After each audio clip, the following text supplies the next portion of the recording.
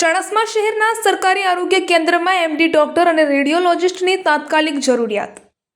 વર્તમાન સમયમાં કોરોનાની મહામારી બાદ હાર્ટ એટેકના બનાવોમાં નોંધપાત્ર વધારો જોવા મળી રહ્યો છે. ખાસ કરીને 40 થી 50 વર્ષની ઉંમરના લોકોમાં અચાનક અટેક આવવાના કિસ્સાઓ વધી રહ્યા છે. ચાણસ્મા વિસ્તારમાં પણ છેલ્લા માસ દરમિયાન અનેક લોકોને હાર્ટ એટેક આવ્યા હોવાના બનાવો સામે આવ્યા છે.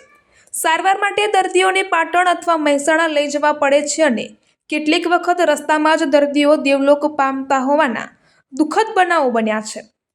ચાણસ્મા શહેર તાલુકાનું મુખ્ય મથક છે, જ્યાં સરકારી દવાખાનું કાર્યરત છે. અહીં વિવિધ રોગોની સારવાર, ડાયાલિસિસ સેન્ટર તથા કોરોના સમય દરમિયાન સ્થાપિત કરાયેલ ઓક્સિજન પ્લાન્ટ જેવી સુવિધાઓ ઉપલબ્ધ છે. દરરોજ મોટી સંખ્યામાં ઓપીડી થતી હોવા છતાં હાર્ટ એટેક જેવા ગંભીર કેસોમાં માત્ર પ્રાથમિક સારવાર આપી દર્દીને આગળ રિફર કરવો પડે છે. સ્થાનિક નાગરિકોની માંગ છે કે જો અહીં કાયમી એમડી ફિઝિશિયન અને કુશળ રેડિયોલોજિસ્ટની નિમણૂક કરવામાં આવે તથા જરૂરી સાધનો ઉપલબ્ધ કરાવવામાં આવે તો અનેક જીવ બચાવી શકાય.